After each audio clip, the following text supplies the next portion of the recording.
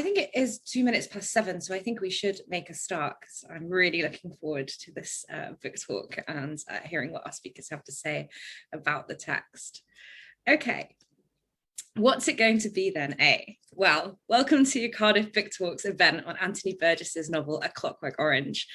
This was a book published first of all 60 years ago in 1962, and it is one of the most famous and notorious novels of the 20th century.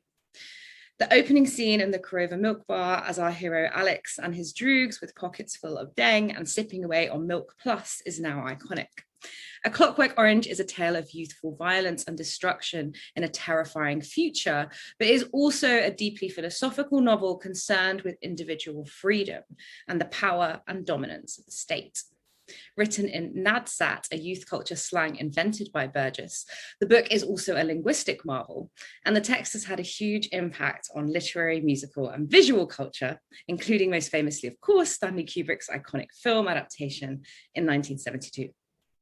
Today, we're focusing on Anthony Burgess's most famous novel, but it's also important to remember that he was a prolific and wide-ranging author, not to mention his skills as a composer too, and I know music is going to come up tonight.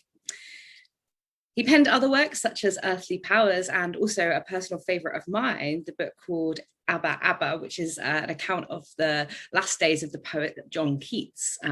So that's some extra reading there for you.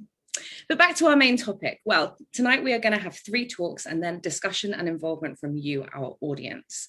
We'll be hearing about Burgess and music, as I said, literary dystopias, and the archive at the International Anthony Burgess Foundation in Manchester, and much more, of course.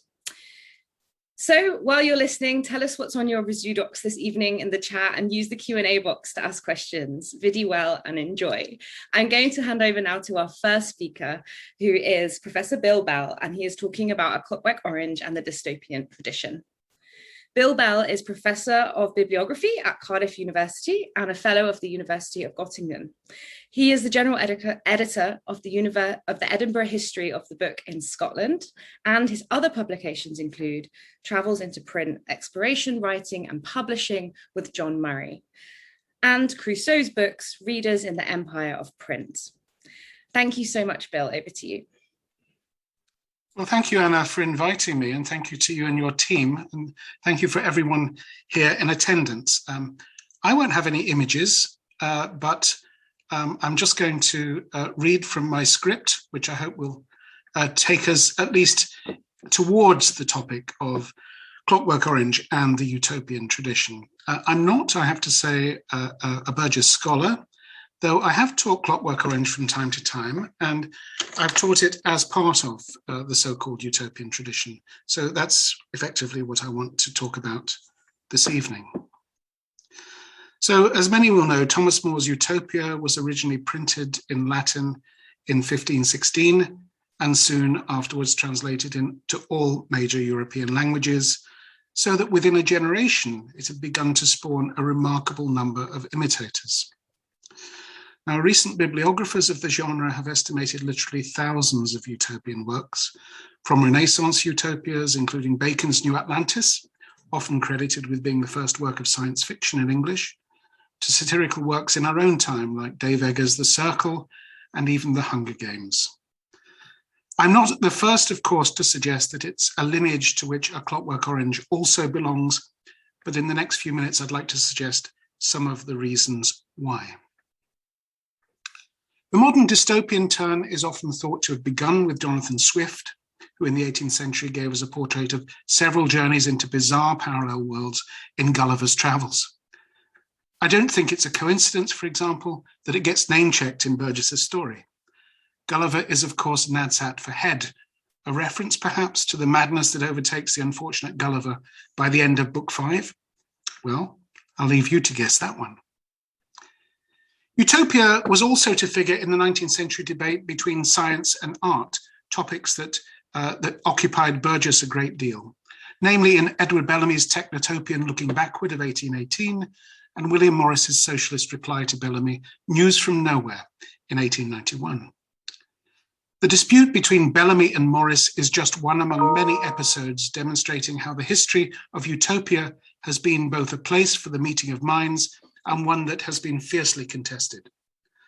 One of the features of utopian fiction I often like to tell students is in the way that it functions as an ongoing conversation around a set of perennial themes: the role of the individual in society, the place of science and technology in the formation of culture, the importance of planning and design for living, structures of power and governance in the lives of a citizenry, to name a few of the most conspicuous.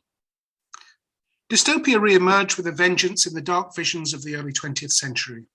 Samyatin's 1920s story of the life of citizen D503, the dissident in the highly organized regime who speaks in a strange ergo, and who involuntarily undergoes psychological modification to eliminate his transgressive individuality.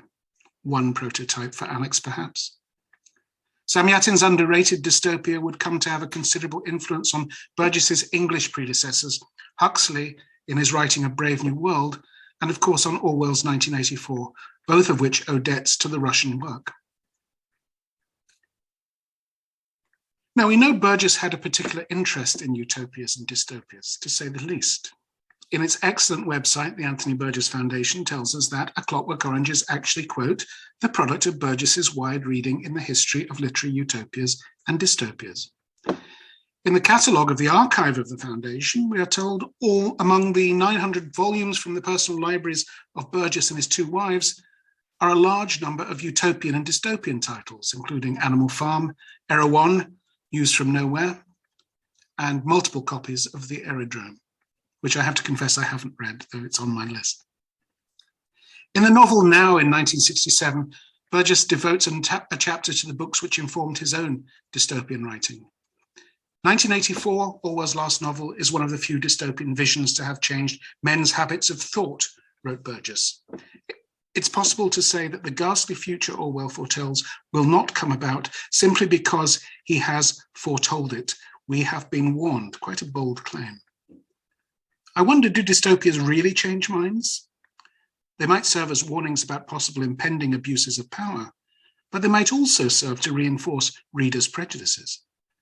But Burgess goes on, the memorable residue of both novels is the fact of the tenuousness of human freedom, the vulnerability of the will and the genuine, verifiable in real life power of the scientist. One of the dangers of the scientific approach, he writes, is its love of generalizations. So this, he says, is the moral of both Brave New World and 1984. It goes without saying, therefore, that the idea of utopia, in particular Huxley and Orwell's dystopias, were very much part of Burgess's mental landscape in the 1960s when he was writing A Clockwork Orange. We can see from this one brief assessment in the novel Now how Burgess manages to reduce two very complex novels and to situate the core message of both into a critique of scientific technocrats and their Ludovico techniques. The moral of both for Burgess is the tendency of science to curb the freedom of the individual. A very willful reading, I would suggest. Perhaps the really bad actor among utopian practitioners was for Burgess, B.F. Skinner, about whom Burgess wrote in 1978. We hear less of Pavlovianism these days than of Skinnerism. To consider hypnopedia or sleep teaching, cradle conditioning, adolescent reflex bending, and the rest of the behavioral armory is to be appalled at the loss of the individual. Here Burgess lays at the door of Skinner some of the main targets of Huxley's Brave New World Revisited, published 2 years before A Clockwork Orange. Skinner had himself ventured into utopian fiction in 1948, the year of 1984, with his speculative novel Walden 2. Through the introduction of behavioral engineering, Skinner argued the arbitrarily constructed personality could be remade as a useful and happy citizen. Beyond Burgess's sacred cows of freedom and dignity, argued Skinner, was the scientific possibility of eradicating all of the worst instincts of human behavior. The men in white coats, accordingly, would eliminate greed, violence, and envy and put modern society on the road to peace, prosperity, and happiness. Jonathan Meades maintains that Skinner would be completely forgotten today were it not for Burgess's hatred of him. I'm not so sure. Skinner held a godlike status among his many American followers in psychological and educational circles in the 1970s and 80s. And even among his detractors, who stood for the encouragement of free expression, Skinner would remain the bête noire. It's not so difficult then to put Burgess in the company of a number of contemporary intellectual allies and enemies when we're thinking about how to read A Clockwork Orange. But I'd like to suggest that there are several other reasons why it's reasonable to see the novel itself as the inheritor of an established utopian tradition. Returning momentarily to the progenitor, More's Utopia. Although the tradition was certainly to modify itself considerably in the 5 centuries after More's Utopia, that text is, to my mind, one of the most sophisticated, not to say one of the most ambitious. One of the elements that makes More's book so innovative is the way that it sets the terms for the utopian writing that continued to operate by the time that Burgess was writing this novel, particularly in the tension that it sets up between what might be called the use of the reality effect and its use of defamiliarization or estrangement, one of the key tendencies that Darko Suvin maintains defines all utopian writing. More's protagonist, Raphael Hythloday, reports back on what he discovers in Utopia, has already accompanied the famous Vespucci on his 4 voyages, the accounts of which were already well known to More's readers. And Hythloday eventually leaves the real world of Vespucci and his crew and makes his own way to the strange and happy island where he lives for the next 5 years. Incidentally, with a complicit citizenry that would incidentally have appalled Burgess, who would have found in this highly punitive regime little room for individuality or self-expression. Everyone in Utopia behaves like everyone else, and there are no rewards for eccentricity. So much for the freedom and the life of the individual.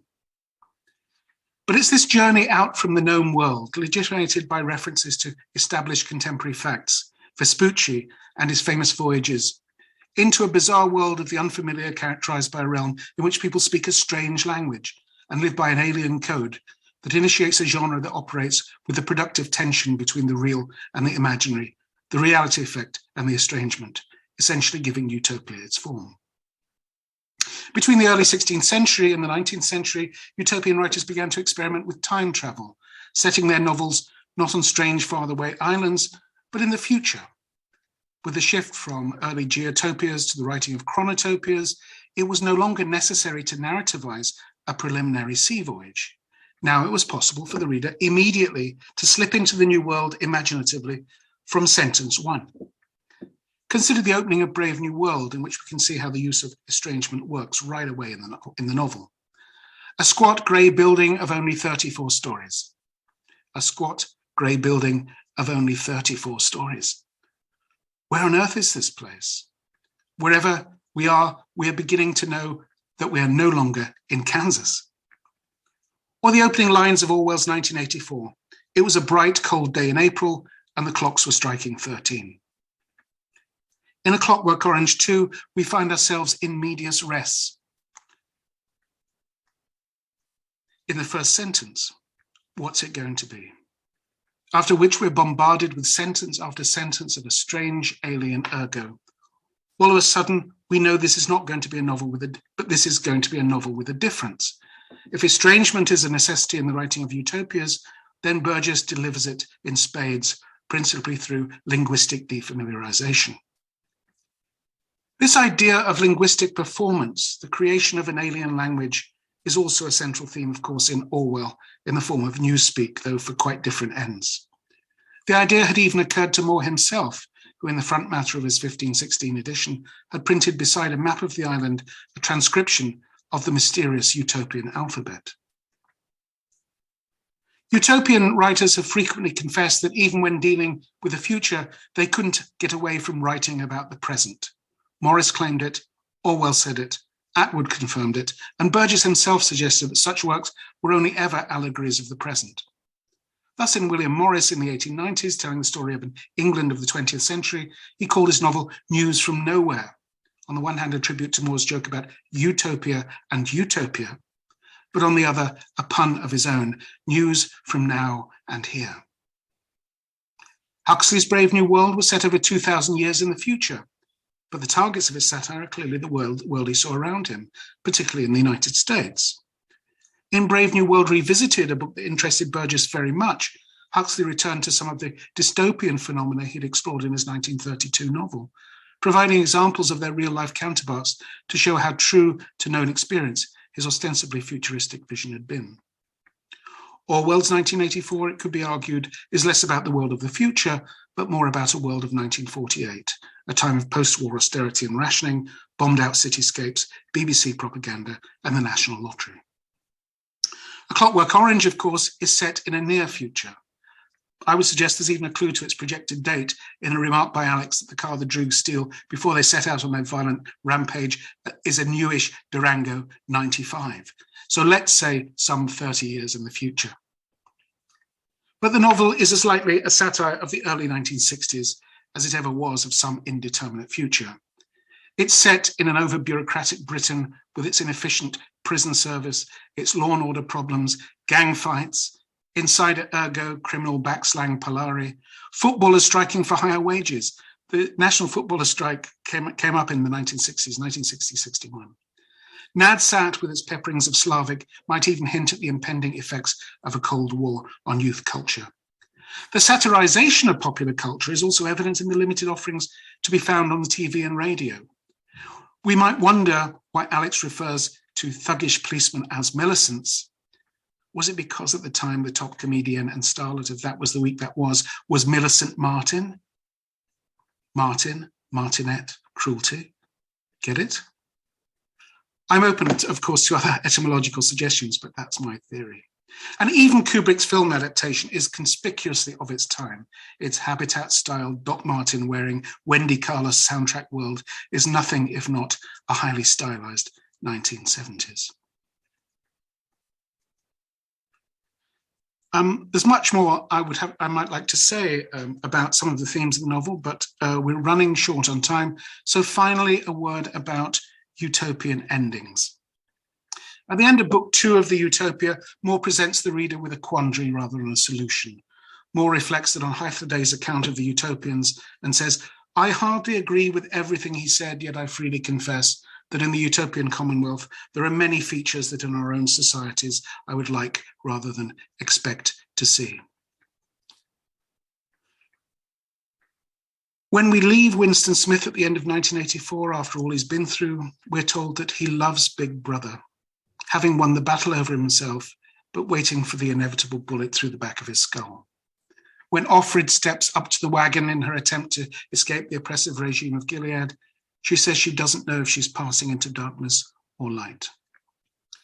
The endings of both of these novels are further complicated by the paratextual device bound in after the stories of their protagonist is over. Orwell was possibly the first to introduce the postscript to modern dystopia in the form of his essay on the principle of newspeak. While 1984 is one of the bleakest novels in the English language, the essay that Orwell offers at the end, if read as integral to the text, gives hope that the sadistic regime of Airstrip 1 is a temporary state of affairs and that it too will pass. The historic notes on The Handmaid's Tale are framed as a report from an academic conference long after the events of the novel. The perverse theocratic world of Gilead is now enshrined as a discipline called Gileadan studies, but the phenomenon itself, we learn, is now a thing of the past. Burgess may have tried to explain many times over the reason for two endings to the story, and who are we to question him? But might it be interesting to look at the bifurcated ending of A Clockwork Orange in terms of a literary tradition that constantly refuses to offer any final moral message, but offers instead two or more alternatives? Do we choose to leave an unregenerate Alex at the end of chapter 20 cured all right, but going out to commit some more ultraviolence? Or do we accept the redemptive terms of the last chapter in which he groweth up? It's left to the reader to decide which version they want to accept.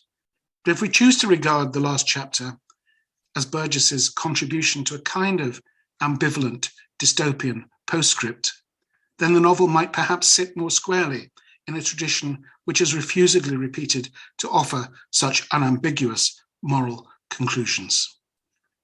Thank you.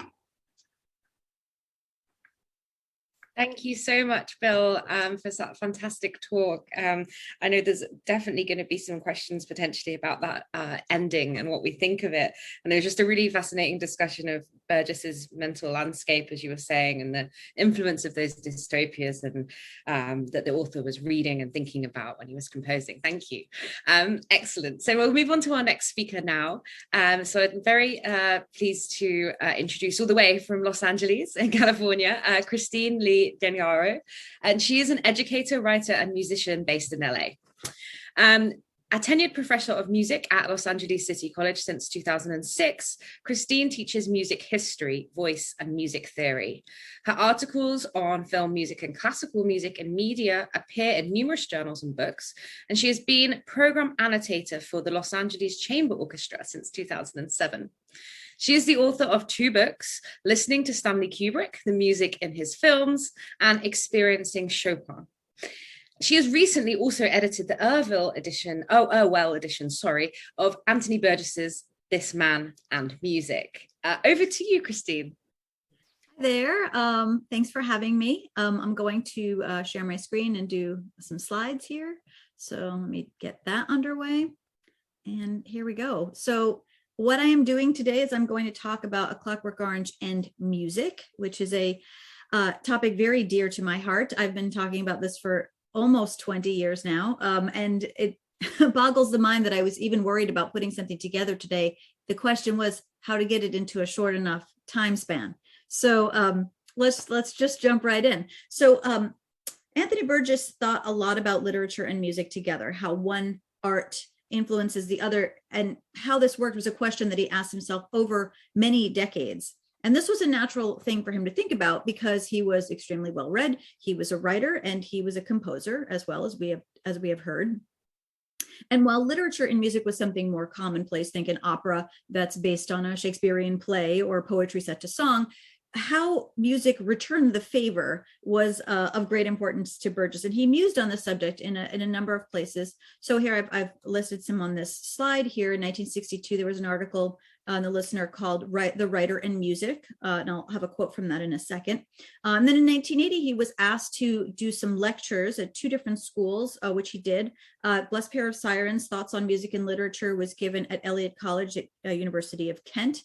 And Disharmonious Sisters, Observations on Literature and Music was given at Kenyon College in Ohio. And those sets of lectures have a lot of overlap. There's a lot of talking about this particular topic. And those 2 sets of lectures became the basis, although not the entire thing, but the basis of the 1982 book, This Man and Music, which, as we just heard, in 2020, the version that I edited for Orwell edition has come out, which very interesting origin story of that book. But that book, there are many chapters in This Man and Music where he sort of reasons through this idea, how are these 2 things linked? How do they influence each other? And then in 1988, he took that same title that he used for the first set of lectures and turned it into a question, Blessed Pair of Sirens, in 1988, which was an article in the Listener about the proms 88-89 season, and a lot of the music that they had was had a lot of literary reference. So very interesting. So one could, of course, use music in the story of the book. For example, you could have composers as characters, as Burgess did in these 4 books, Vision of Battlements, Beds in the East, Earthly Powers, and Burn. You could have musicians or performers as characters, as in the Piano Players or Any Old Iron, or in Mozart and the Wolfgang, which is another very interesting book. You have a historical dialogue with actual musicians, actual composers, Mendelssohn, Beethoven, Mozart, everyone's talking together. And then we have this idea of musical structures. So, but this was, just having composers as characters or musicians as characters or historical musical figures show up. This was probably too easy, right? It's just too easy to do it that way. Maybe too surface level. How can you get music into literature? And to him, it seemed that thinking about terms of musical form was the way to do it.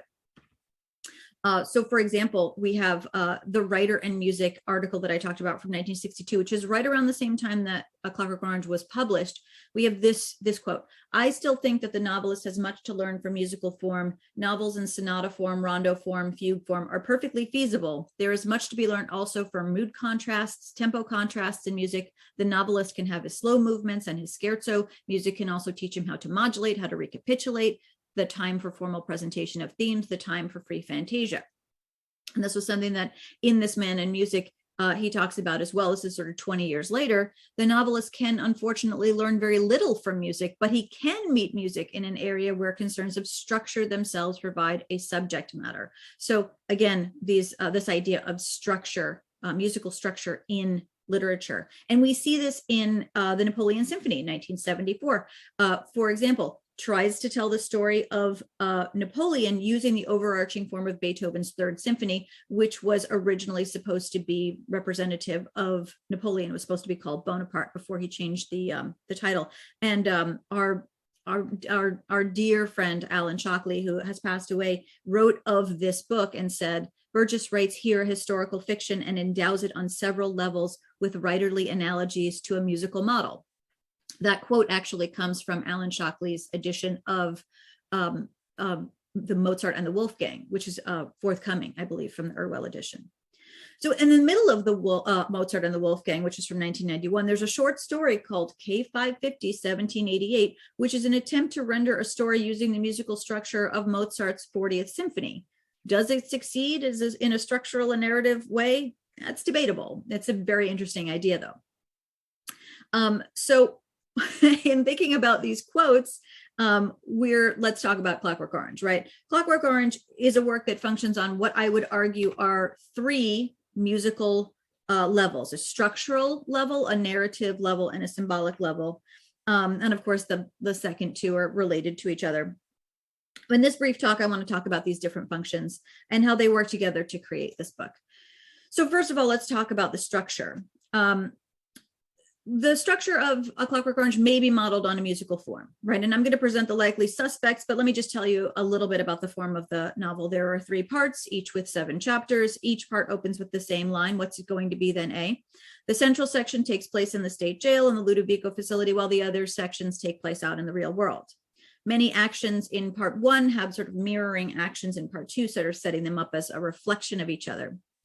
And the final chapter, which was not published in the United States until 1986, and I myself did not read it until 1990, echoes the opening of the novel. So here we just have the opening, beginning of part 1, you can see beginning of part 2 and part 3, and the beginning of the final chapter. And I've highlighted in this blue color what is similar about those 2 openings. So you can see lots of this sort of motivic repetition, as we would see probably in music. So this sort of tripartite structure where you have 2 outer sections that are similar to each other and one in the middle that's different. This is very much ternary form in music. This is how we do lots of things. And I'm not the first person to make these calculations, right? Paul Phillips, Philip E. Ray, and my dissertation from 16 years ago all talk about this. And Philip E. Ray talked about what I'm about to talk about, the Da Capo aria, way back in the mid-'80s. So these are ideas that have been buzzing around. So let's just talk briefly about 2 ternary forms in music and kind of see how they match up with this idea of this 3-section book. So the Da Capo aria, very simply speaking, is the dominant form of the opera aria in Italian Baroque opera. You have an opening section where a character talks about how they're feeling at that moment. The recitative has gotten us through the story to this point of reflection. The B section provides contrast, usually a different key, different tempo, different mood. And then the singer comes back and sings the A section again, usually with embellishments this time. Now, this is a lot of fun to watch, right? The Italian opera audience love to see singers come out and shred on that final A. But you know, dramatically speaking, you never go anywhere, right? The aria just lands you in the same place at the end. So this is not a great idea for drama, right? Even in a novel, you're going to end up at the same place at the end. And you could argue that without that 21st chapter, you do end up in the same place, right? Without that last chapter, you do sort of end up with Alex returning to his old ways. you end up dramatically in that same spot. But with the 21st chapter, things do change. So that brings us to another idea, which is the sonata form. And the sonata form grew out of the classical period. And it's based on the way that Mozart and Haydn and people of that time were writing larger scale work. So you have a first movement of a concerto, a symphony, a sonata, or a string quartet, and it has these. Oh, I'm going to have this great diagram that I love. This is using biscuits, or as we like to call them here, cookies, where you have two musical ideas. One represented by the Oreo and the other by this pink cookie. And then that's the exposition. You show the two ideas. And then in the center section, you have this development where all of these ideas get sort of broken up and changed and truncated and elongated and all that stuff. And then you have the recapitulation at the end where you return to those original themes, although they are somewhat changed. And the degree of change really developed over time. So a Mozart recapitulation is going to be different than a Beethovenian recapitulation, which might have a coda, which might have new themes in it. So this is the idea of a sonata form. So it's a better fit, the sonata form, for this this idea. And of course, there's this idea of what's it going to be then, which is a line that appears 12 times in the course of the novel, can be thought of as a motif, as in the short, long of Beethoven's Fifth Symphony, which appears all through the first movement, but in the entire symphony as well. So, and of course, Beethoven represents the development from the classical period into the Romantic period. So we do get this stretching of forms, right? Things are getting more interesting. Okay, so let's see. Let's talk about point number 2. Music is a crucial part of the story, right? It is a important aspect of the plot. It drives the plot forward. And the main character is not a composer, although Burgess in a 1985 interview suggested that Alex would become a composer in his later life. But he's an avid lover of music.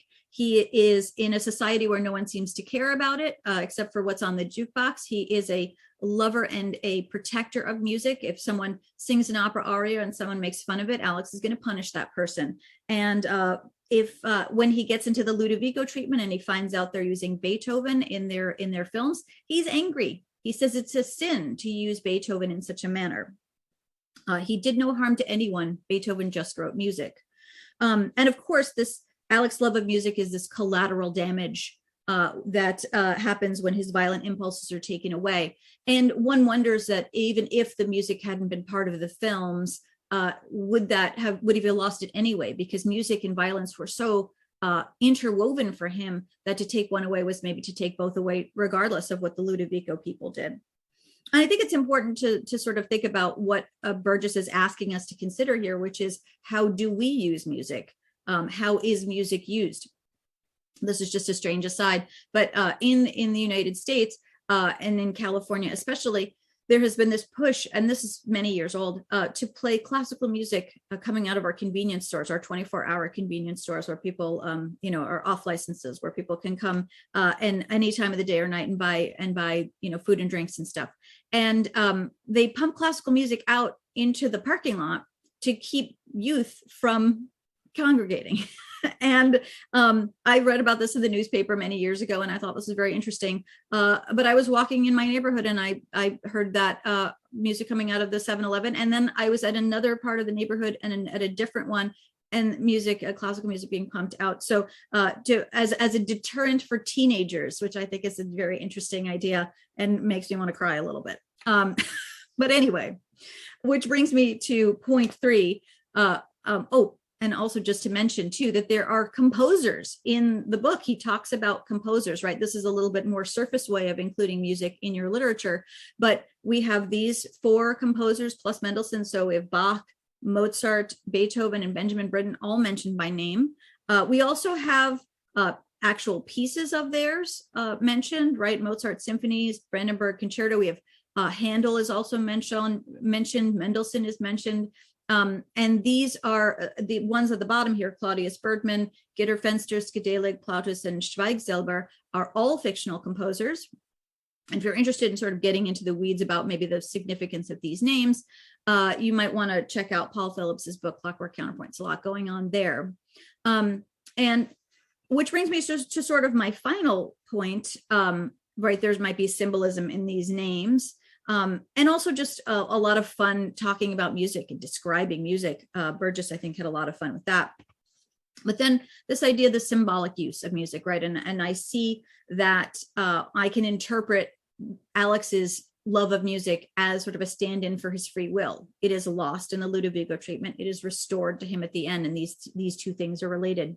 It is an element of identification. We see ourselves in Alex because we love music and he loves music, and maybe that's the only thing we have in common. And when that's lost, we feel bad. We feel sad about it, even though he's proven himself to be, kind of a terrible person up to that point.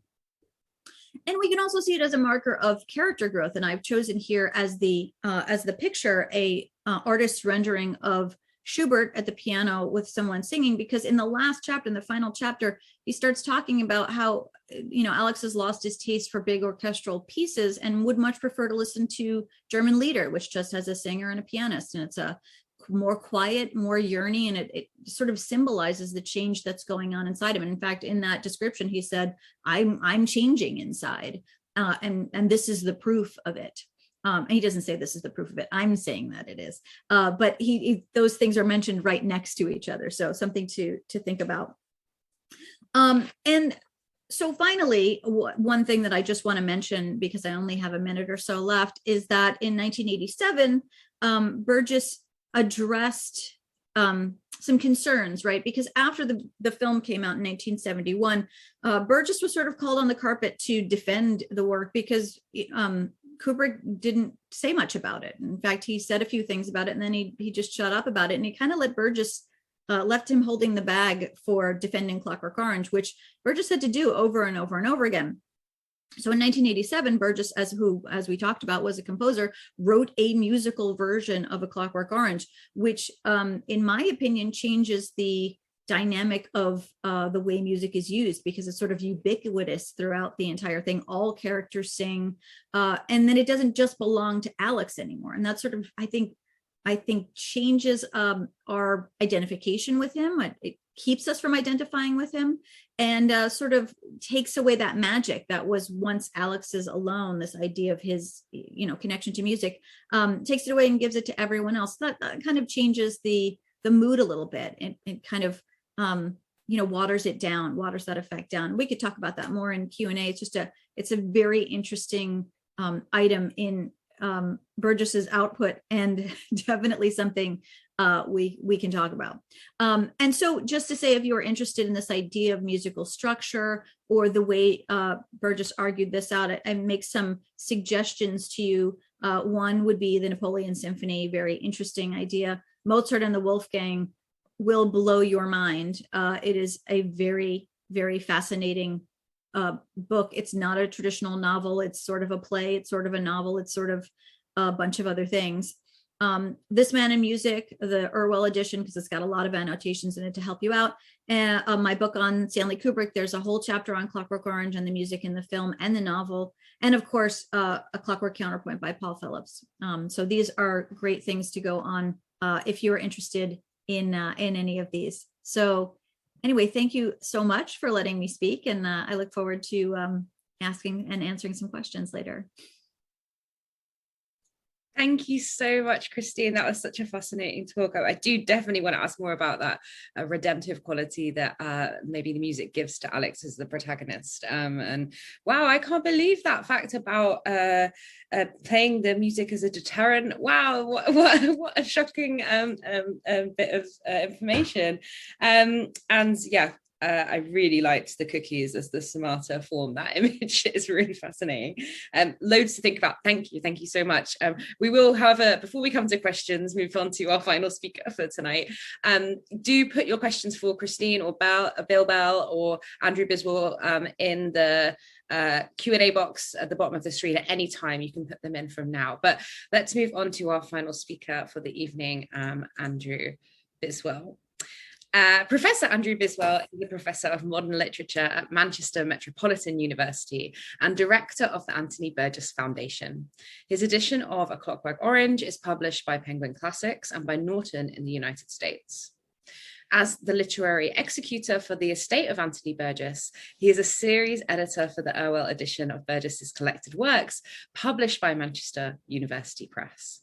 He's currently working on a new edition of The Worm and the Ring, Burgess's forgotten novel, which was litigated out of existence in 1961. And I'm really, really delighted that Andrew, as such a Burgess expert and working with the Burgess Foundation, is here to join us tonight. So thank you. Over to you.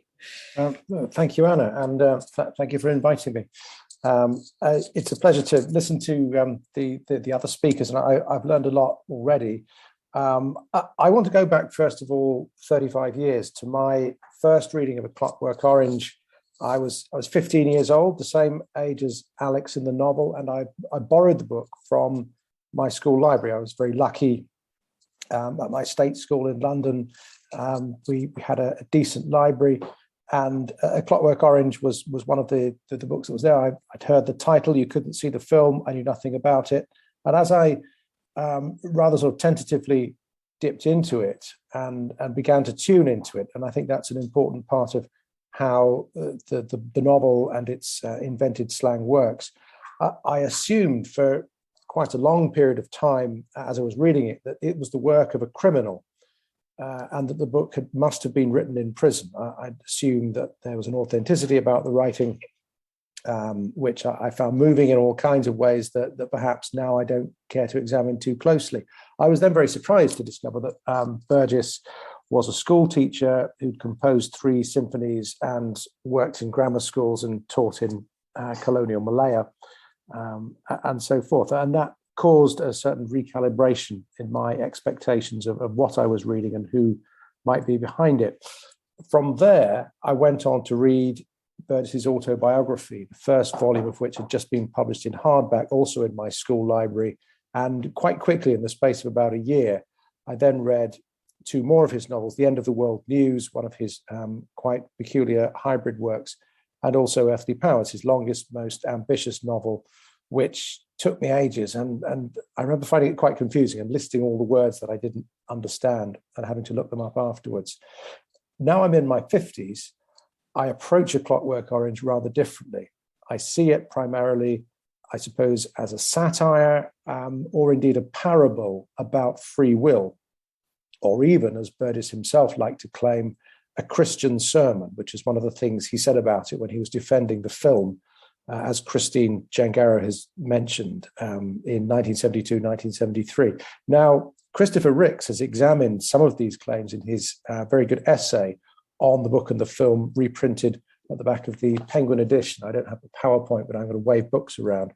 And I'd recommend that essay as a very adept discussion of the book in relation to the film.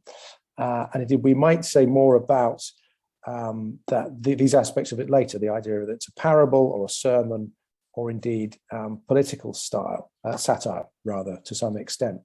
The main thing I want to say, the most important or substantial thing, I suppose, is really to do with Burgess and James Joyce. Like everyone, I'm reading Ulysses this year and thinking about Joyce in the year of his novel's 100th birthday.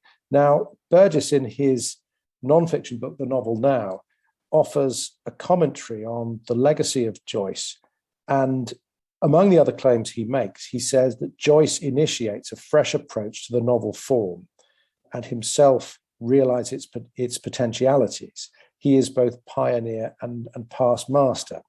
And he goes on to substantiate that with particular reference to Ulysses and Finnegan's Wake. One of the other, to me, very interesting things that Burgess says about Joyce is that Joyce, he's speaking from the point of view, Burgess as a contemporary novelist in 1967, when the book was published. He says, Joyce's sanctified experiment and brought a new integrity and dignity to the novelist's vocation. Present-day writers, this is 1967, must always be aware of working in his shadow. And I think that's kind of an interesting way into the bigger subject of Burgess and Joyce. As we know, he published 2 critical commentaries on Joyce First of all, Here Comes Everybody in 1965, his introduction to Joyce for what he called the ordinary reader. And then in the 70s, a book called Joyce Prick, a pun on sort of Joyce Sprack, I suppose, which is a more academic in many ways investigation of Joyce's language. Now, experiment is the key word in Burgess's commentary from 1967. Joyce, he says, has sanctified experiment. And I think how that maps onto A Clockwork Orange is really the process of wanting to write in a new kind of slang. And as Burgess says in a letter to one of his writer friends while he was working on the book, I'm writing a book about juvenile delinquents in the future and forging a suitable language for them to speak and communicate with. Now, we know from, or I know from annotating A Clockwork Orange and from living with the book and the other books that go around it, that one of the key sources is Eric Partridge, his Dictionary of English and Unconventional Usage, a dictionary of slang. And indeed, looking into the collection of books owned by Burgess, which are at the Foundation in Manchester, he has a very large collection of these slang dictionaries, including other books by Partridge, the Dictionary of the Underworld in particular, and also books on, for example, American and Australian slang, a very useful book by Sidney Baker called The Australian Language, from which he gets another sort of invented language in the second Enderby novel, and ends up forging his own original terms of Australian slang to sit alongside the ones which already existed. And we also know that Burgess himself had accepted a commission from Penguin Books to write a new slang dictionary in the late 1960s, though he abandoned the task having completed only 3 letters. He wrote out A, B, and Z, and the skeleton of that book, or the torso, again survives in the collection of the Burgess Foundation. So from there, I suppose, I'd want to say a little more about invented languages in Burgess's wider canon. And I think his interest in polylingualism really begins with the Malayan Trilogy, the first novels that he published when he was working as a school teacher and, in effect, a colonial civil servant, training teachers from 1954 to 1957 during the last period, the last phase of the British Empire before Malaya became independent in 1957.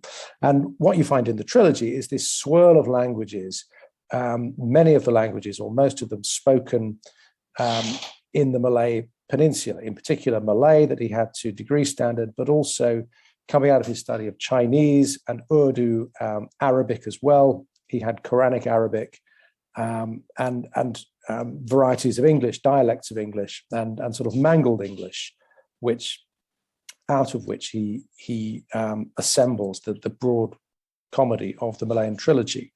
Now, after he left Malaya and Brunei and come back to live in England in the early 1960s, you can see him continuing to experiment with language, but in different ways. So his novel One Hand Clapping, for example, written very shortly after he'd come back to England, really, it's a kind of Orwellian experiment in a reduced language. He said he was trying to write in the language of the Daily Mirror and trying to restrict his narrator's vocabulary to about 800 words, a sort of basic English, harking back to the experiments of Ogden and I.A. Richards in the 1930s.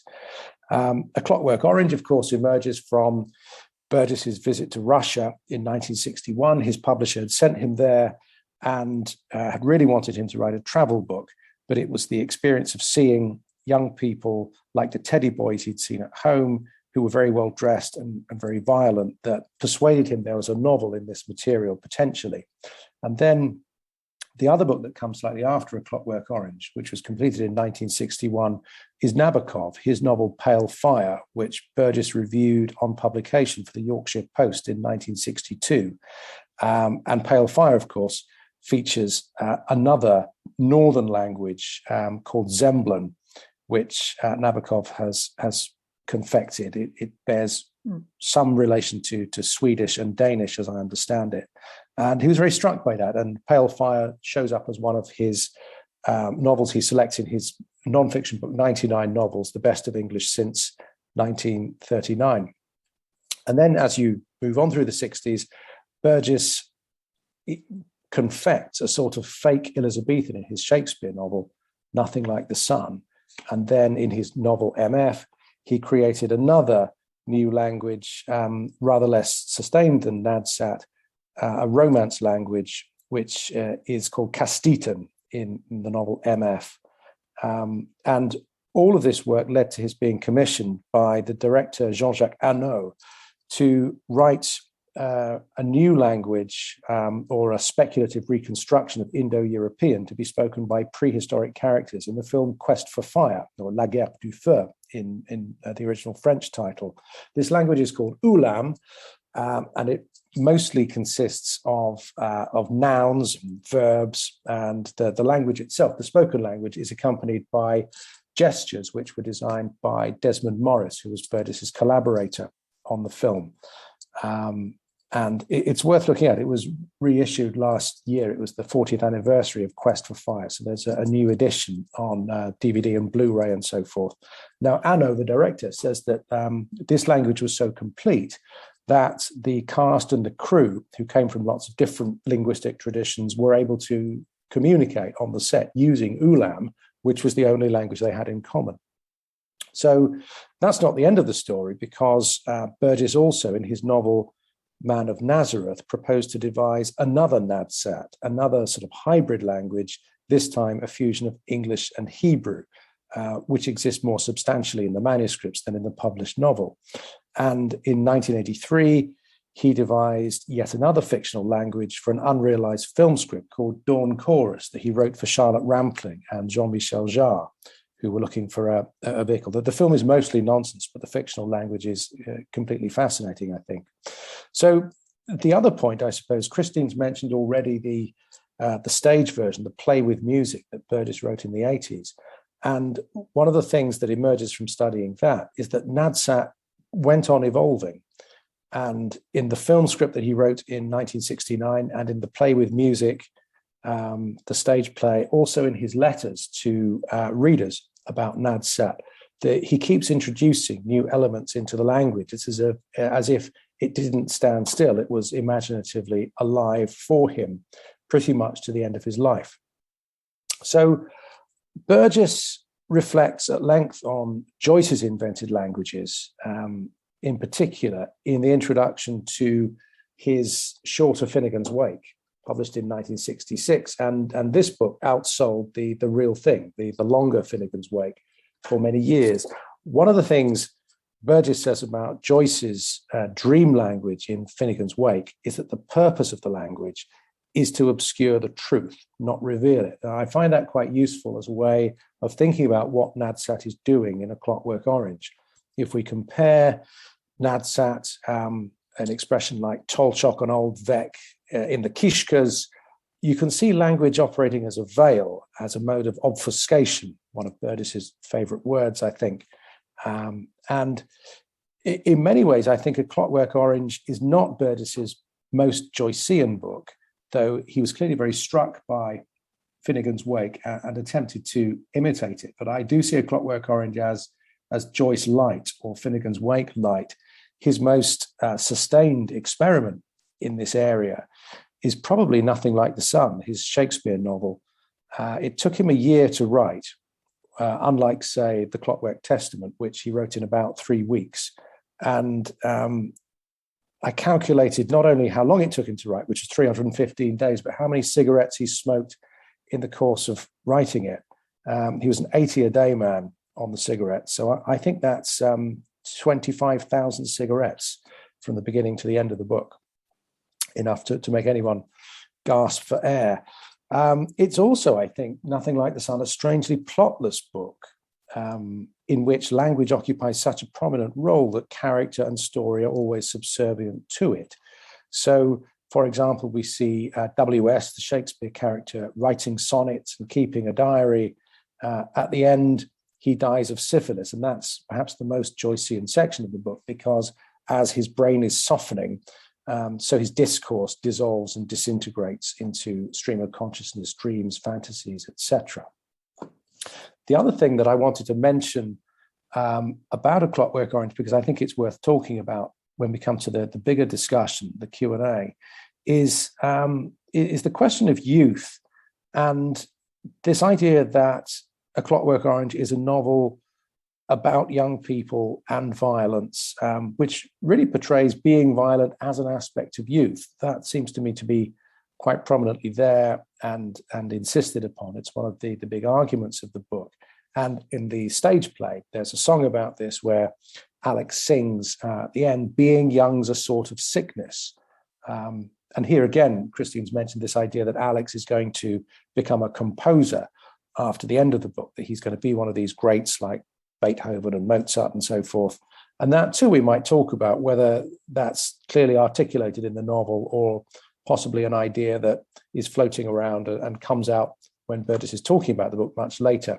And one of the difficulties is to detach Burgess's commentaries on the book from what's there on the page. But I think one of the great successes of A Clockwork Orange is the extent to which Burgess has captured what was in the air at the time, especially things like the teddy boys, this idea that the droogs need to dress up to perform their role as kind of street people. Also, which the film, I think, quite seriously underplays, the importance of drugs and pornography, which are mentioned at various points in the film.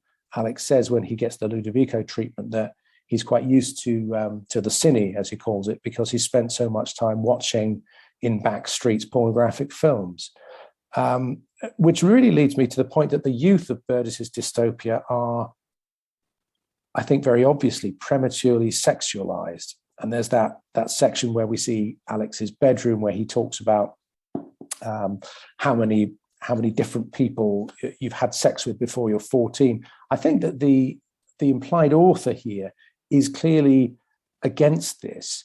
There are echoes of Huxley's Brave New World, where sex has become divorced from almost everything except fun.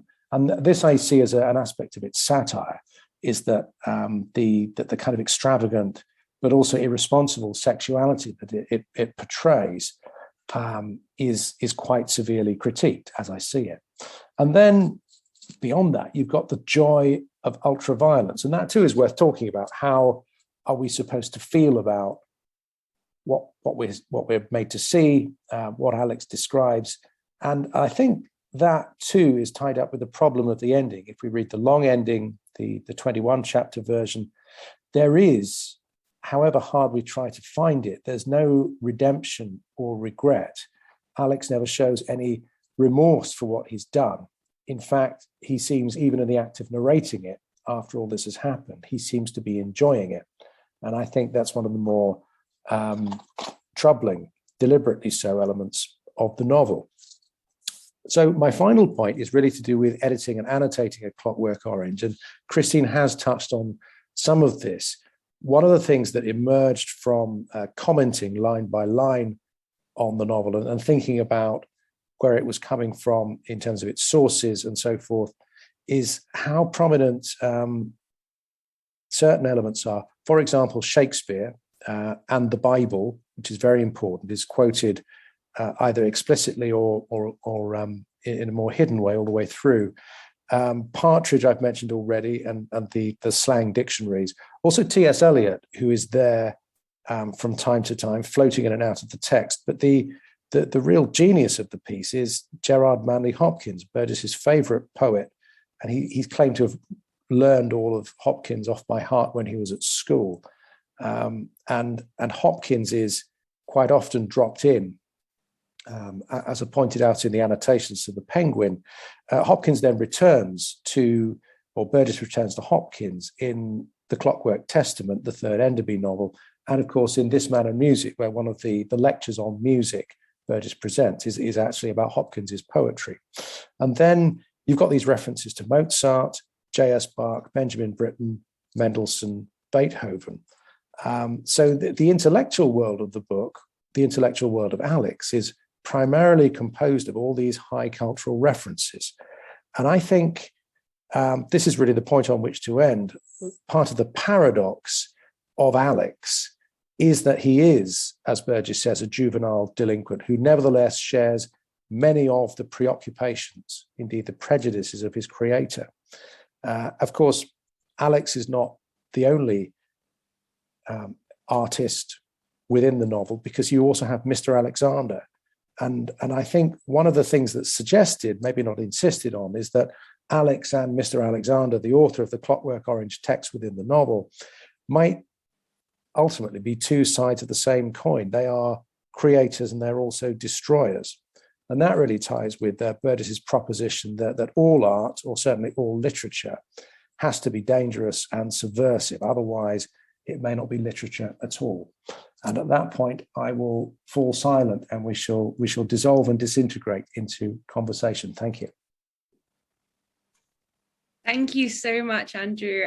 Wonderful talk there, really fascinating on the detail of the novel and its sources, and the connections with Joyce were really fascinating too. Thank you so much. So we're opening up the panel part section now to audience questions. I'm going to hand over to my colleague at Cardiff University, Colin Bond, who's going to share this section of the Q&A. Over to you, Colin. Hello. Yeah, I think that three amazing talks. Thank you so much. It's, I think the first thing I want to talk about was Burgess's. We touched on it in Christine's talk. Burgess adapted A Clockwork Orange as a sort of a musical performance, or some sort of. I know very little about it really. Was it like an opera or a theatre piece with songs? I feel like we wanted to explore that in some more depth. So if Christine, what else can you tell us about this? Can we hear it? Well, okay. So let me just point out that there are numerous stage adaptations. The one that there's sort of different versions of it that have come out. Some don't have music at all. Some use music that's sort of similar to the film. But this version, this sort of authorized version, is a musical. There's dialogue and there's singing, right? So characters speak, but then they also break into song. And there's sort of three types of music in this musical. There's original music by Beethoven, original music by Burgess, and then Burgess reworking Beethoven pieces. So it's just Beethoven all through, which is very interesting because Beethoven is important in the novel, but he's not the be all end all, right? The way that he is in the film, where Beethoven just becomes the only thing, the only person. So that's sort of interesting, but sort of Beethoven everywhere, including, he puts words to the Sixth Symphony, in just a fortnight or so, he knows he's going to be free. This is what they're singing this in the courtroom. They, like the jury's singing it. It's very strange. And what that does, as I said, is it sort of, dilutes your ability to sort of make a connection with Alex. But also what I think is really interesting is that like the prettiest song in the entire thing belongs to F. Alexander. He sings this beautiful ballad about his wife, and your heart just breaks and you feel for him in a way that you just don't really feel for Alex in the same way. And of course, remember that Burgess is approaching 70 when he's writing this adaptation. And so he's more in the mindset of this older man. And certainly, obviously writing the book was a way for him to kind of process his emotions about what happened, the violence that happened to his first wife. So it's a very interesting, maybe Andrew wants to speak to that part of it, but it's a very interesting thing. And one might say in some ways a little less effective because of the dilution of the, the diluting of that connection with that character. Okay. Andrew, did you have anything to...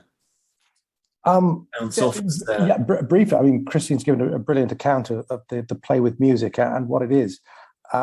It's a difficult piece, and I sometimes wonder if, because it's very short, it's often played right through without an interval. I do have my suspicions as to whether it would be entirely meaningful to anyone who didn't know the book or the film. It's like a sort of Benny Hill version of A Clockwork Orange. Yeah, there it is in all its kind of slimness. And the songs, though good, are all very short.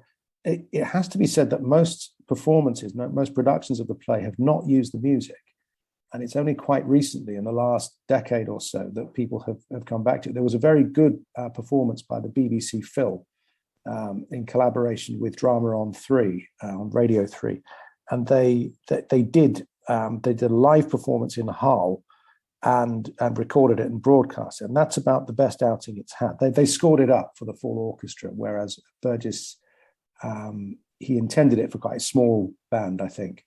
But he wasn't alone in this. I hear there's a connection with Bill's paper as well, in that Aldous Huxley also produced a musical version of Brave New World and was trying to get that into production when he was working in Hollywood. And that's been, I think, discovered quite recently. It's been published in the Huxley Journal. And there's something about these dystopian novelists having ambitions, beyond the page. They want to stage these things or film them, and they want to set them to music. And I've not heard or seen the complete Huxley translation of his own work, but would love to.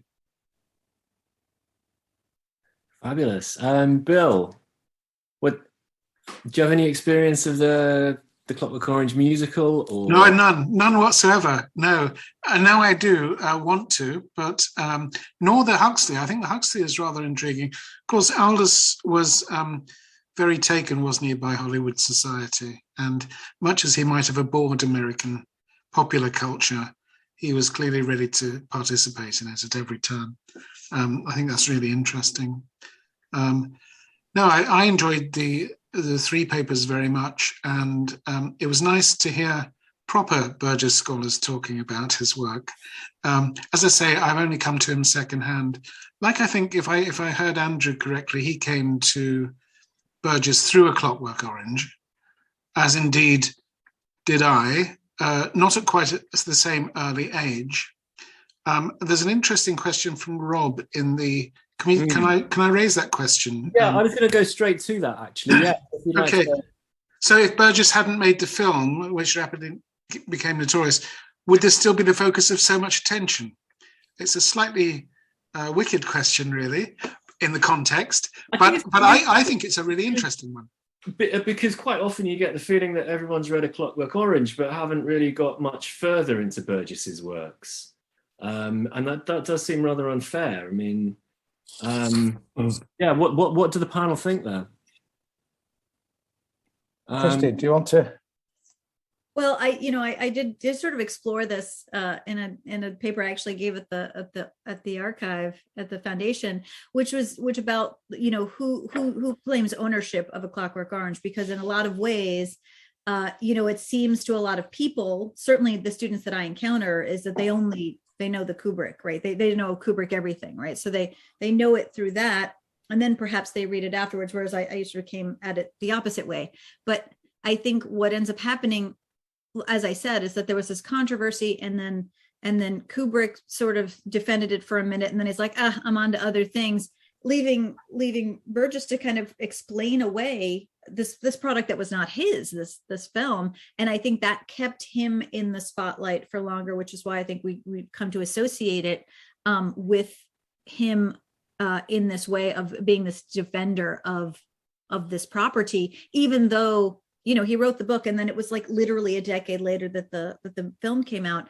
But I think it kept him sort of relevant for people who weren't, say, Burgess fans to begin with. And I think it's responsible for a lot. And I would say it's quite responsible for the play with music, because there's a very pointed reference to a man bearded like Stanley Kubrick comes on stage playing an exquisite counterpoint, singing on the rain on a trumpet, which I'm not really sure how that works, but he is kicked off the stage, it says. So you can see that Burgess was saying like, yeah, this is mine again, and I know it's very interesting. I think the film does have a lot to do with the fact that Burgess sort of continued to be in the zeitgeist. A question perhaps that I was wondering, I mean, there is a history of other potential attempts to adapt the film, aren't there? I mean, there's Warhol's sort of pirate version. I mean, was it only ever Kubrick in the frame to do it, or could we possibly have had John Boorman or Sam Peckinpah or one of those other directors of the 70s adapting Clockwork Orange? And what do we think? I think it was up in the air for a while, actually, and the Warhol adaptation, it's a terrible film. It's a sign of something that It's 1965, so it's quite a long time before Kubrick got involved. It was done on no budget, and they didn't acquire the rights or anything like that. And unfortunately, none of the actors bothered to learn their lines. So it begins as something that's vaguely related to A Clockwork Orange, with these juvenile delinquent JDs, they call themselves, sort of wandering around, looking quite menacing. And there's a woman sitting on a crate, smoking, who does nothing except smoke cigarettes. And apparently, she just wandered into the factory that day, and they said, "You look nice. Just sit there and smoke." So she did. But I mean, beyond the strangeness of Warhol's universe, I think this film, it wasn't really intended to be watched as a film. It was a back projection for the Velvet Underground. They just thought that they had this cool imagery that presumably they'd found in Burgess's novel, and they thought they could use it, as part of their performance. Chris Thurley, who I think is here, has done some very good work actually on the Burgess's reputation. And one of the things he's found through his doctoral research is that Burgess was actually quite famous before A Clockwork Orange. He was getting the sort of big primetime chat shows in America when his Shakespeare book came out. Dick Cavett had him on to speak authentic Shakespearean English. And then when his novel MF came out, very difficult novel, he went on to promote that. So all of this before the Kubrick film came along. The other thing I'd want to say very briefly is that it was kind of a fluke that A Clockwork Orange was the one that got made, because right the way through the 60s, there was a lot of interest in Burgess's other novels. For example, the first two Enderby books, there was a director called John Bryan who was quite serious about making those. And John Mortimer and Penelope Mortimer was sent to Moscow and Leningrad to write a film script around one of Burgess's other Russian novels, Honey for the Bears.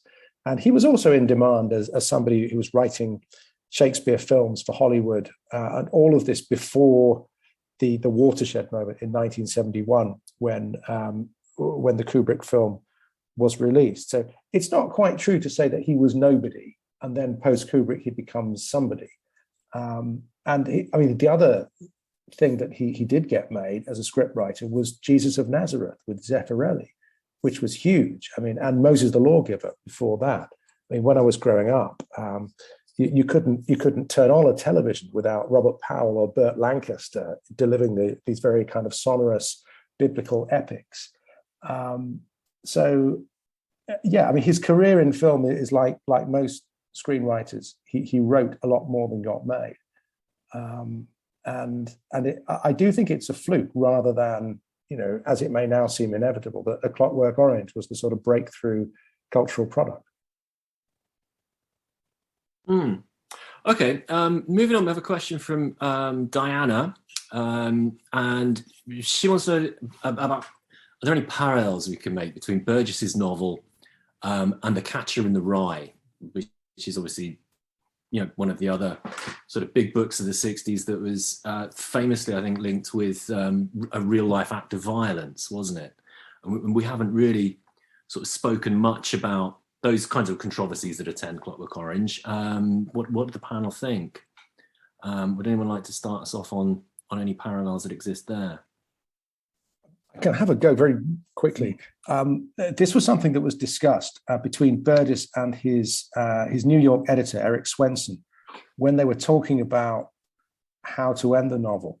They were both talking about Salinger. They both talked about The Catcher in the Rye, and that's documented in their letters. So it was obviously a point of comparison. I think when it came to marketing the novel as well, Norton, the US publisher, were very excited by the idea that they might have another, very strong, very seductive first-person narrative on their hands that would acquire this teenage following. Didn't quite work for a long time. On publication, the novel kind of bombed, and the British publisher, who only printed a few thousand copies, found that half of them were still in the warehouse, unsold 5 years later. I guess one sort of point of comparison is with the narratorial voice of both novels are very similar, aren't they? Holden Caulfield and Alex both are very unforgettable personages, aren't they? would anyone want to comment on that? I mean, Bill, what are your thoughts there? It's been a long time since I read Catcher in the Rye. Holden Caulfield is 5 years older than Alex, isn't he? Right. I think this is quite the remarkable thing. When you read the novel and you think about the age of Alex, he's immensely articulate. It's very shocking at the end of part one. I think you get the first reference to Alex's age, I believe. Yeah. It's exactly at the point where he's arrested and he says, I'm 15 years old, I've done everything now, or something, doesn't he? Yeah. So Caulfield is about 2 years older, I think. But he's not nearly as articulate most of the time. There's that same charisma, though, isn't there? I mean, I find Alex very, very funny. I mean, I hate to admit that because that, I think, reflects quite badly on me. I feel guilty about finding him funny and being seduced by it, you know? I'm not. I wonder about whether you should feel guilty about him being funny. I'm not sure that the character is intending to be funny most of the time. I think he's trying to be to connect with his reader or with the person that he's speaking to. I think he's an enthusiast. That's the thing. I mean, he's actually got a very full repertoire of interests, and that's what endears us to him, I think, more than anything else. And this problem of the Alex that we identify as our friend and fellow droog, and the one who performs, I mean, to state the obvious, performs despicable acts, is something that always makes readers feel guilty. And I think it's part of Burgess's skill that he manages actually to play with the minds of his readers in such a way as to create this endearing character.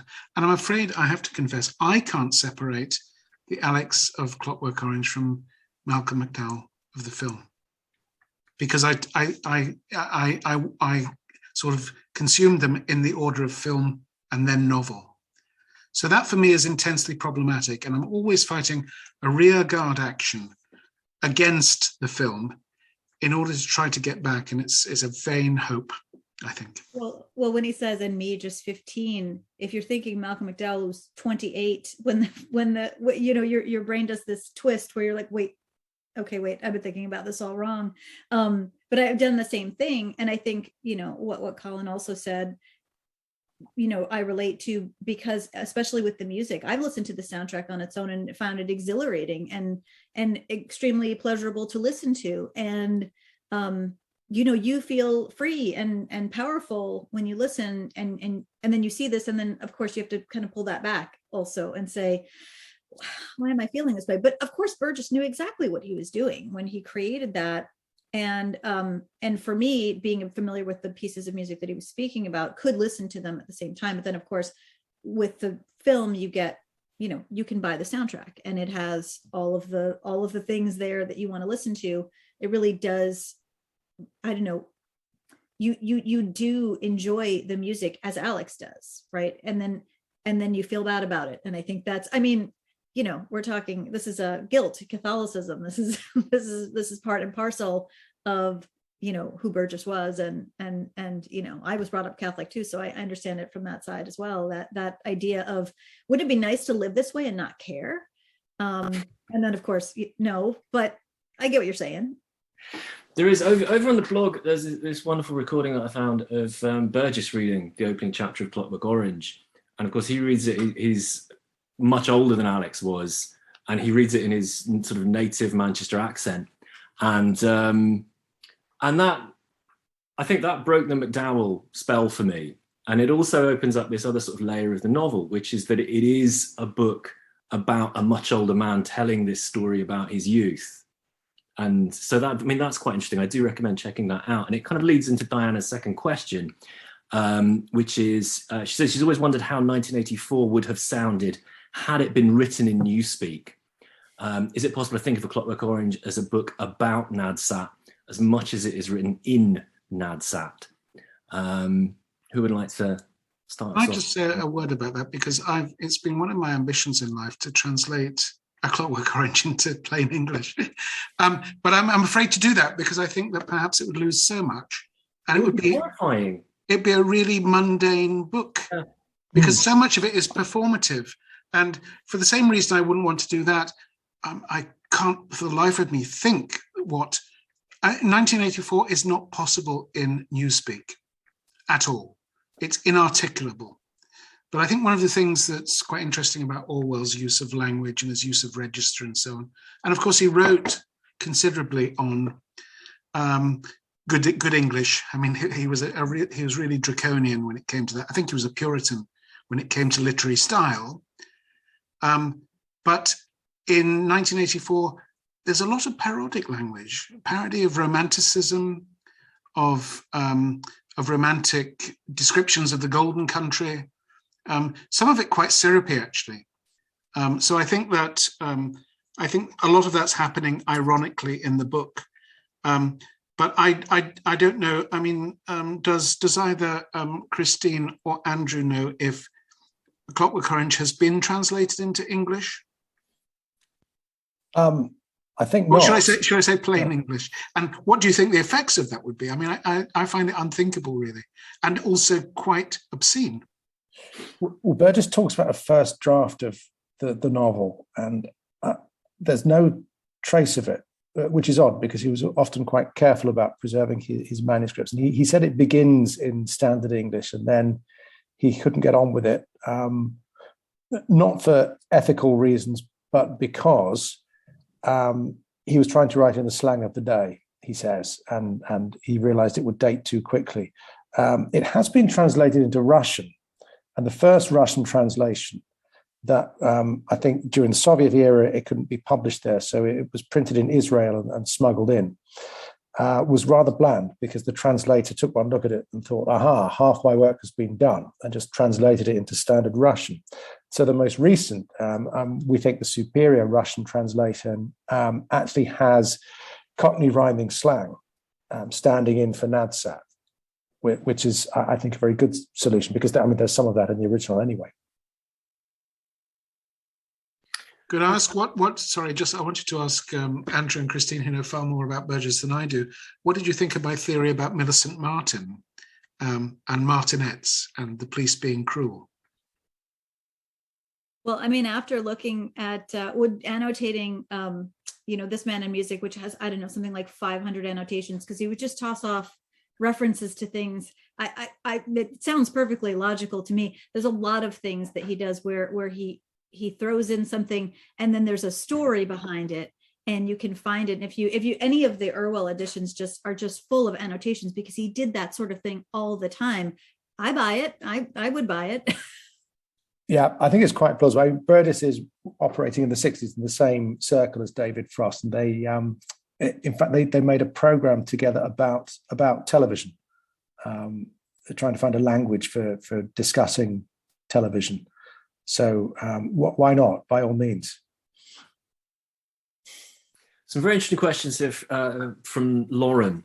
And one of them, it was something I was wondering about as well, actually. She says, Nadsat is considered to be conducive to violence, but the reduplication and sing-song of the words are so juxtaposed. Do you consider this to be suggestive of age and of innocence?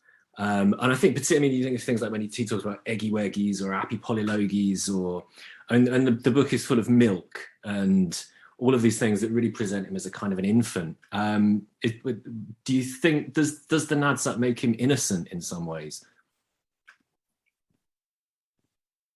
Well, I think Alex is radically innocent. I mean, I think, I really do. And I think that he is guiltless. And that's one of the pathological things about him, which is actually quite frightening. His actions have no consequences, really, morally speaking, and if that's the definition of a psychopath, then that's what you have.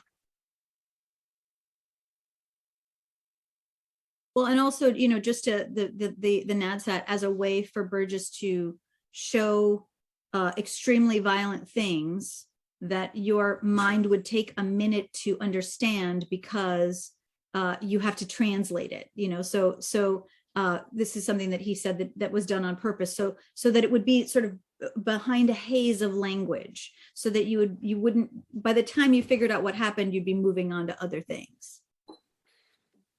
Just going back to Malcolm McDowell, I think his performance is true to that innocence that Bill is talking about. And the other keynote, which Kubrick talks about when he was speaking about the film, is Richard III. That was his note to McDowell. Was to I mean, even the kind of appearance, the hair, I think, is intended to resemble Olivier as Richard III, which suggests that the film, maybe more so the book, is sort of interested in that Machiavellian dimension. That maybe if you return to the novel and try to shut out the film, is less present and less prominent. Interesting. I've a question here from Sally as we're moving close to the 8:30 mark, and we probably all want to move off and move on to the rest of our lives. She asked, Burgess seemed, from what I read, to have been quite contradictory about which ending of the novel he wanted.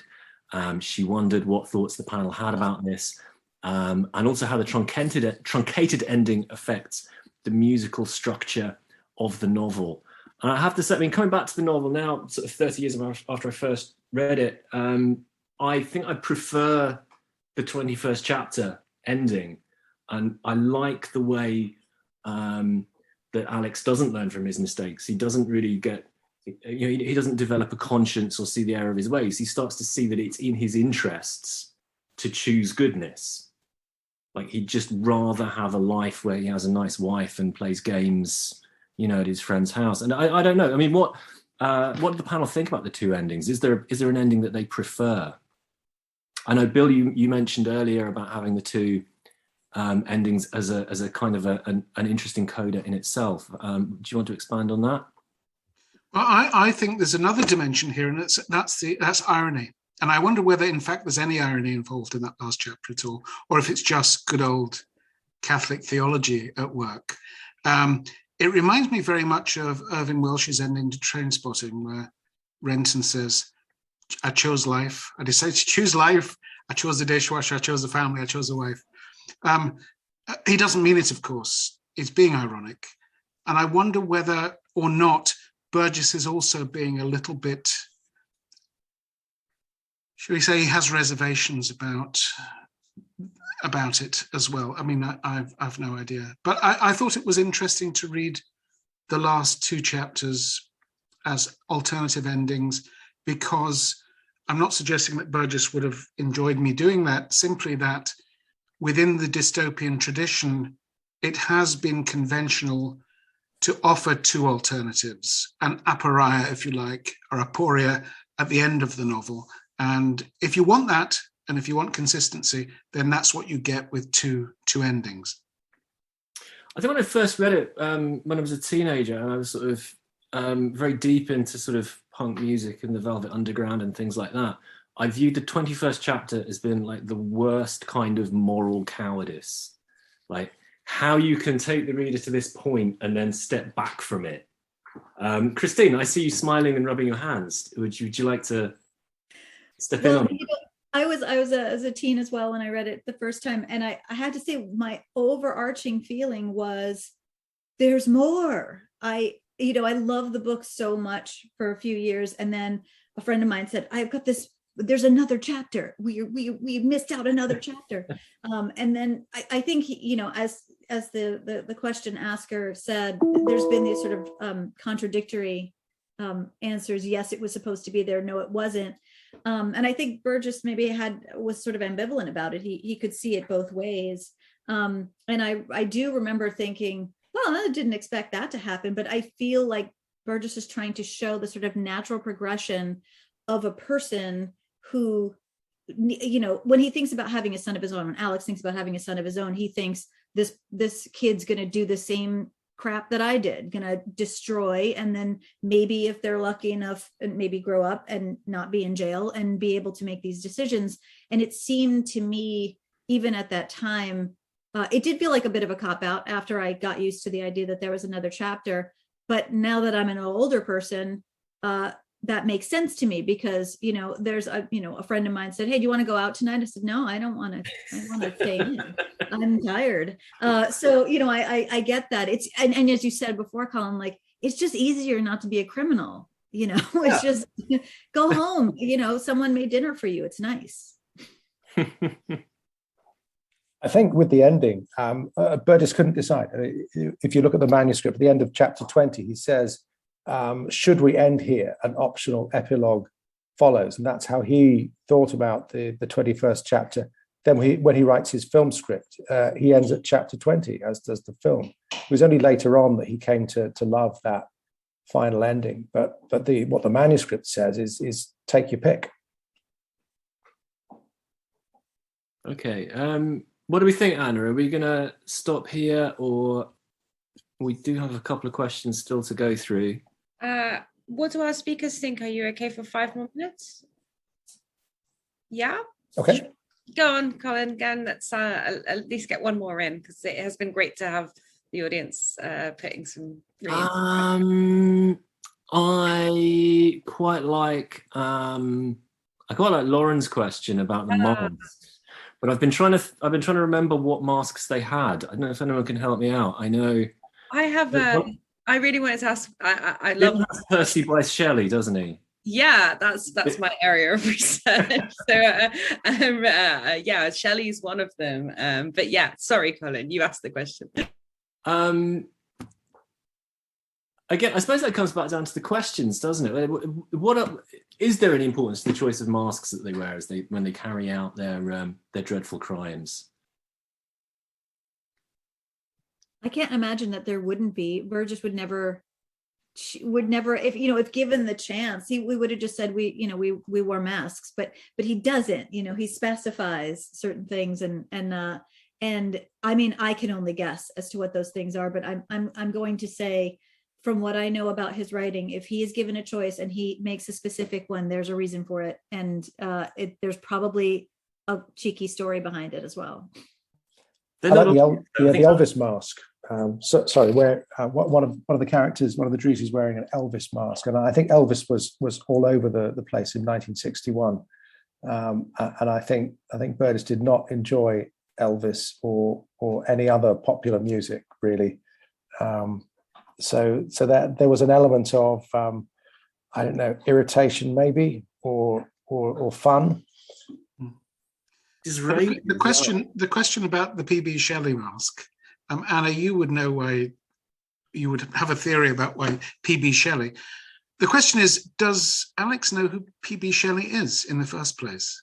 And one of the things the novel seems to be about is the dislocation of the lives of modern youths to any sense of history whatsoever.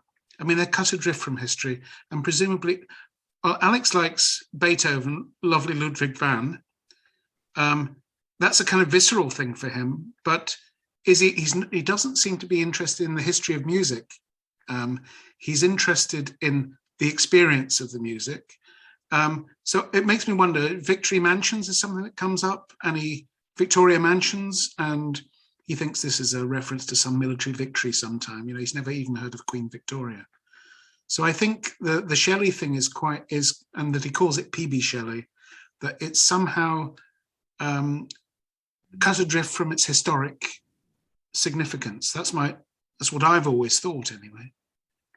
And just to piggyback on that, the idea of, I don't think he's interested in the historical context of these composers. I think he's interested in the visceral experience, as you said, Bill, but also the idea of that creation, that ability to make art, that ability to create something, because that's something that I think the power, right? You are a god, you create a world. That was, Mahler's thing was a symphony is the entire world. Like the idea that you could create something that didn't exist out of absolutely nothing. I think that's something that Alex looks at and admires, that ability to be the genius at the center of a work, which is what Beethoven has become, is this idea of an individual at the center of their work. Mozart was not like that. Bach certainly was not the genius at the center of his work. We think that now, but that's our 21st century brains. But the idea of a composer being a powerful figure. And even when in the last chapter, when he talks about like 18 years old, Mozart had already done this, Mendelssohn had already done this by this time. These child prodigies had already created all this stuff. And look at me, I'm 18, I haven't done that yet. Which is why I think it's interesting that Burgess envisioned Alex becoming a composer. So I think the act of creating a musical world, was something that appealed to Alex. And maybe also the fact that art is disconnected from morality in the novel, which takes us back to Benjamin on, string quartets at Auschwitz, and all of the questions that one might ask about the morally enervating effect of high culture. Maybe that's one of the themes of the novel, which actually it's about in part. Well, there is a question here from Hugh as well, asking, could Alex's hatred of ubiquitous jukebox music be seen as a critique of rock and roll or pop music? And how that coincides with Burgess's dismissal of the Beatles in the 60s. Would you say that that's part of that, Bill, or? I think Burgess was a fogey and a snob. He, with all due respect, he was a man with very strong opinions, and he did set himself apart really from popular culture in a way. Very, very un-Joycean of him. I'm quite surprised that he would take that sort of attitude. Is that not a blind spot to Burgess? Or he loved the popular song of his youth. It's mostly pre-war, but I mean the thing everyone's forgotten is that he really warmed a bit to the Beatles later on. There's a late essay on the Beatles where he seems broadly pro, but only because the Boy George he thought was the worst thing ever, and the Sex Pistols. He compared them to what followed and was filled with horror about that. I think partly this is to do with the culture he was trying to escape, because his parents had both worked in the music hall and they were theatre people, and he didn't want to go into that. He wanted to get an education, and he's one of those, he's a self-improver, and I think that's very much of that generation. And many people were. Most of his family, if they were bright, became priests or archbishops. So being a writer or a composer was sort of something else that you might do if you didn't want to run a pub like his dad and his stepmother. So you would have seen these things as a bit like holding people back, basically, I suppose. I don't know. I mean, he's kind of strange about popular song, because Blooms of Dublin, and some of the popular songs in the play with music strike me as not too bad. What do you think, Christine? He had such an ear that grabbed onto pop songs, and so I mean, he, in This Man in Music, for example, I mean, he's just constantly quoting lyrics from everything. Eartha Kitt. He's quoting, lyrics from Rodgers and Hammerstein. He's just constant. If he heard a song probably twice, it was probably in there, whether he liked it or not. And I think he was able to appreciate certain popular songs, jazz standards. I think that was great. I think to him, there was musical interest there. I think pop music, sort of tends to be three chords perhaps. And I think the lack of musical interest there is what bothered him about, popular styles, right? It's a blues. There's only three chords. It's a rock song. There's only three chords. To him, he loved chords. He loved interest. He loved counterpoint, and to have none of that, and not interesting lyrics on top of that. I mean, I think he could forgive a lot if the lyrics were clever, but so I think even things in the popular style got in there, and he was able to appreciate them. But I think it was the craftsmanship that really bothered him. And so regardless of time period, if it wasn't well constructed, he wasn't going to like it. But if it was clever in some way, whether musically or lyrically, he could get into it. It would seem a shame not to ask the final question that we have from Michael, seeing as we have overrun anyway, and there is only one more question left. Christine, Michael says he enjoyed your talk. He wondered if you had any thoughts on the relationship between the newspaper article in part 1 of Clockwork Orange, which blames teen delinquency on modern youth not having any appreciation of music and the arts, which is kind of what we're talking about, and B, Alex being so knowledgeable and passionate about music. He says he found that funny. I think it's funny as well. And both of our thoughts kind of end there. Could you expand on that for us? Well, I think that what he says in the novel is youth would feel calmer if they knew this music, and he says it's the opposite for me. I hear this music and I want to go out and do things. So this idea that you can predict how music is going to make someone feel, or whether it's going to deter them from doing wrong or encourage them to do wrong, you really have no control over that. But I think what Bill said earlier about this sort of lack of historical context, lack of understanding where these writers were in the world, and when and what they were doing, I think that's sort of what's missing in the equation, is this idea of context, of history, of where these creators were and what was happening around them. To him, it's divorced from that. It's away from that, and so it doesn't have that grounding influence. Is what what they think. They think it'll make things better if kids know who Beethoven is, but not really, not if they don't sort of understand the grounding of it. So that was sort of an interesting thought that he takes pains to explain at the beginning. So I don't want to be the last word if anyone else has other thoughts about this particular thing. It is an interesting idea to say classical music will save the world, but well, no, it won't. Not in LA. It just deters youth from coming to our off licenses. Takes us back to a young Andrew reading Clockwork Orange as a prison diary, which I thought was charming, actually.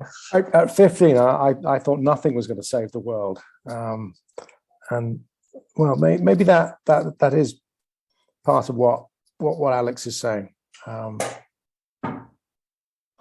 Does he want it to be saved? Not sure.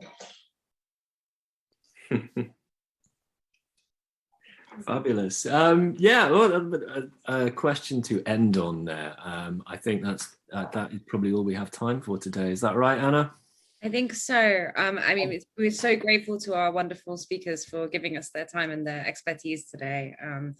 There are so much more things we could talk about, not least Burgess's connection to Wales, which Andrew put something really interesting in the chat there about obviously his first wife being Welsh.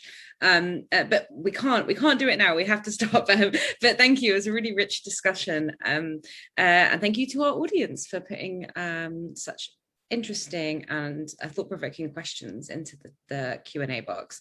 Just want to thank our speakers once more. A virtual round of applause to Christine, Bill and Andrew. Thank you so much. And thank you, Colin, for your sharing of the Q&A. Do look out for future Book Talk events, and thank you once again for being here.